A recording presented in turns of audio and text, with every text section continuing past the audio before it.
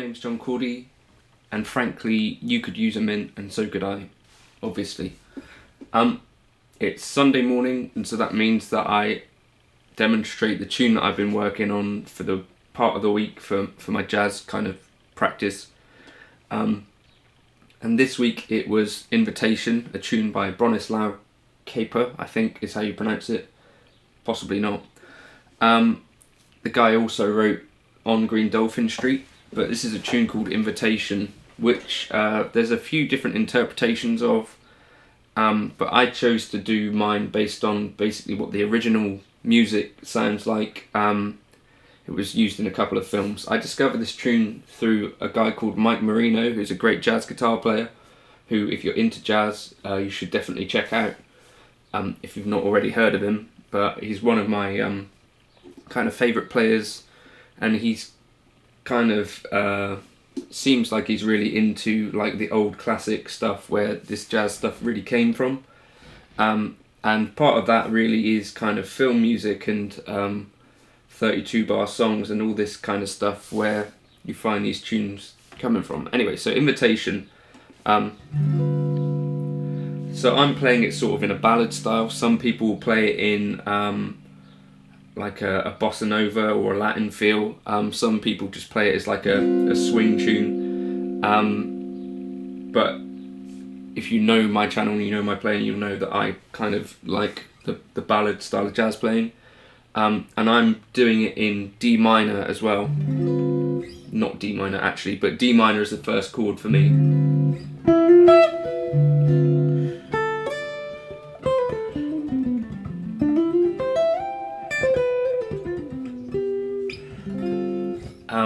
I think most people these days play it with C minor as the first chord, but anyway, I'm gonna use... That's the phone.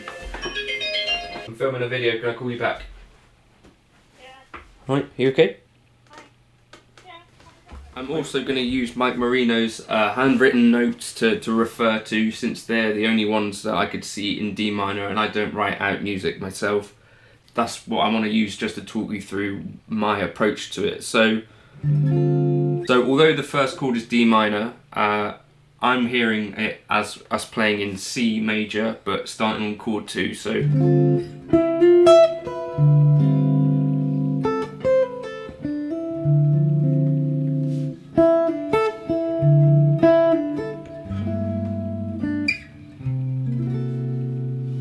then we get this weird kind of modulation, and then we're in F minor, but actually E flat major.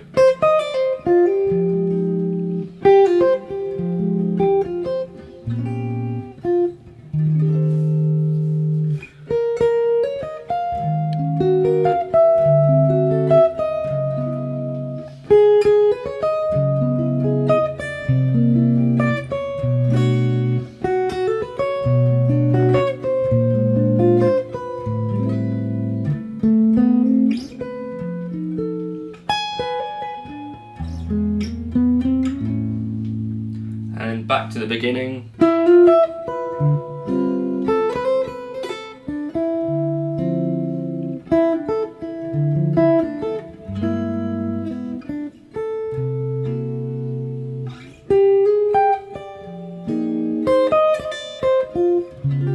And here's a different end.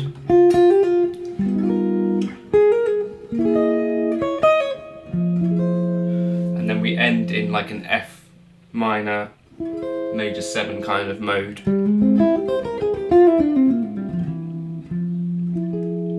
And then back to the beginning. So what I think we've got going on is, so we're starting on this D minor, so for that part I'm hearing us very much being in C major. The reason being that we got a D minor with a B in it. If we were in normal B minor, I think we'd have a B flat. So that natural 6 to me says Dorian, or that C major is actually home. So like, you know, so what? It's that same kind of feel, right?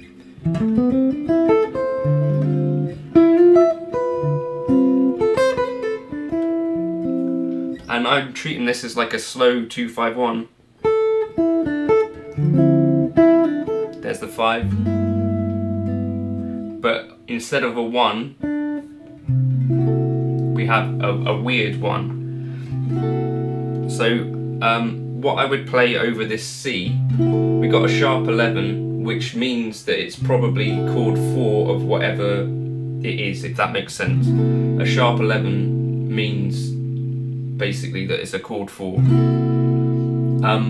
So you could treat it as, if you wanted to play the full scale over it, I suggest the home scale would be a G melodic minor, because C dominant 7 sharp 11 would be chord 4 of G melodic minor. But since it's already a very dissonant kind of harmony underneath, I think you can afford to play kind of simple stuff. So just a normal C dominant 7 arpeggio will get you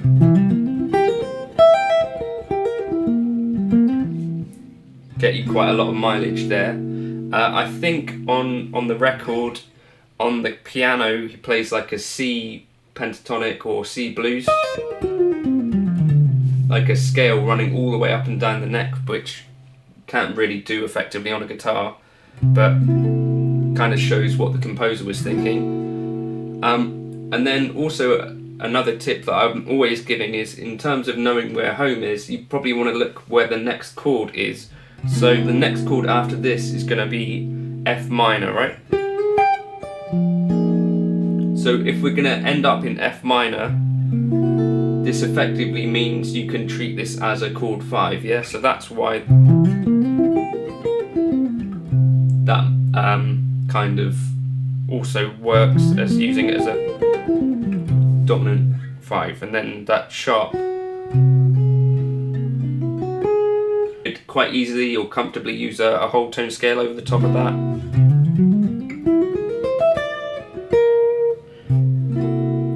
Or, as I say, just a normal dominant 7, but you want to be thinking about where you're going to end up, which is this F minor. And so here I'm treating this again the same as the start. We're going to be on chord 2 of E flat major.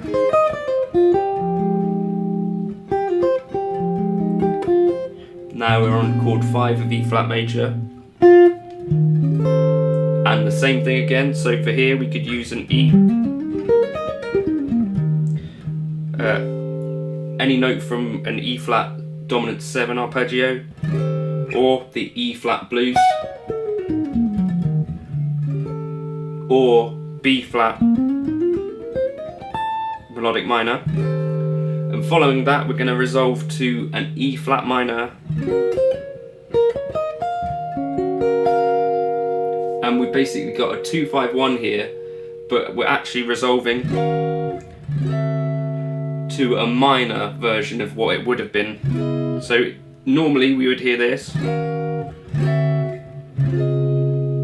that would be our normal 2-5-1. What we're resolving to is actually 2-5, but with a tritone sub, and then a minor of where we would expect to end up. So we're basically falling through keys.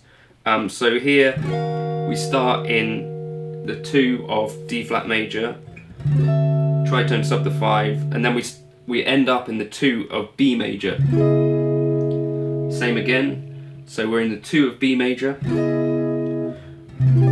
tritone sub, and then we're in the 2 of A major. Same again, 2 of A major, and then we end up with the 2 of G major, and then this, which is literally going to be the same kind of idea as those other strange sharp 11 things that we had going on. So the home for that could be, because it's an F dominant with a sharp 11, we could treat home as C melodic major, C melodic minor, sorry, or we could treat it as an F dominant 7, or we could treat it as a F blues kind of thing. I think I went for the F dominant 7, and then what you're listening for is to resolve to an E first, and then to an A. So we're basically getting this, and then we're back to our D minor. So my strategy for getting through that was basically to play the arpeggios, but simple dominant 7.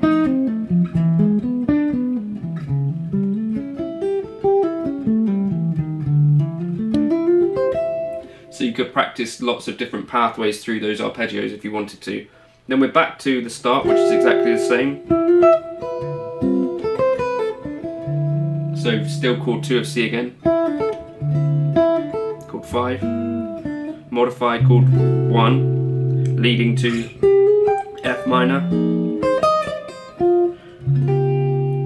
and then we end up with this, which again, because it's a similar,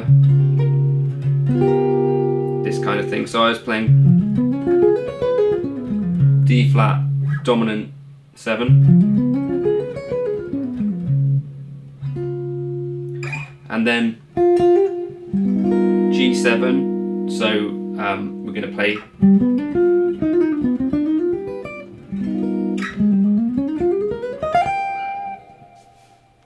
actually that was what I was doing. So on this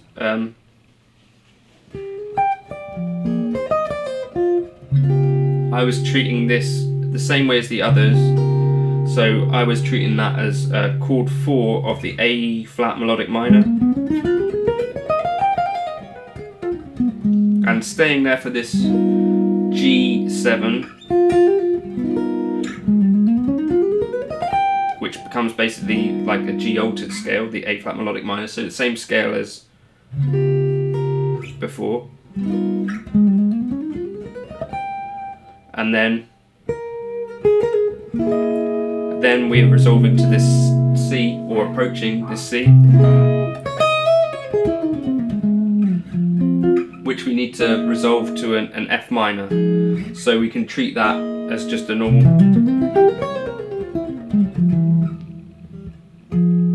or we could use a C altered,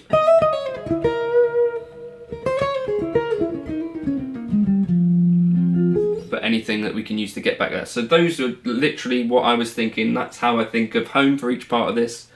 I think that's generally the key to playing any of this jazz stuff, is to work out where home is for every part of the song, so that you can stay inside of the changes if you're wanting to do that. Strategies for this middle part.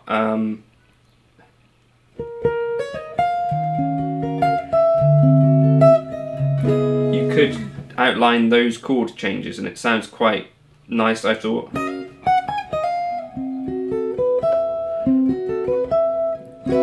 So for instance, you could do this sort of thing.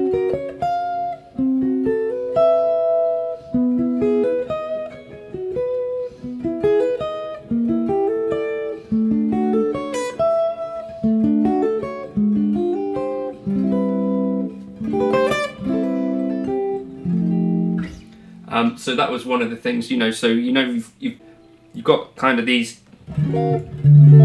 shapes that you might know, but you can just arpeggiate them.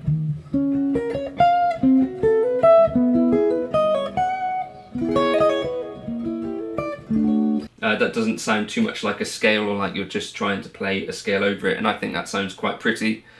So that's my approach to this version of Invitation. I encourage you to check out some other versions of it, because people did treat it in very different ways. John Coltrane is kind of close to the original, but if you listen to more modern interpretations like Roy Hargrove, it's more just a kind of straight ahead swing tune, I guess you would call it, or maybe bebop even.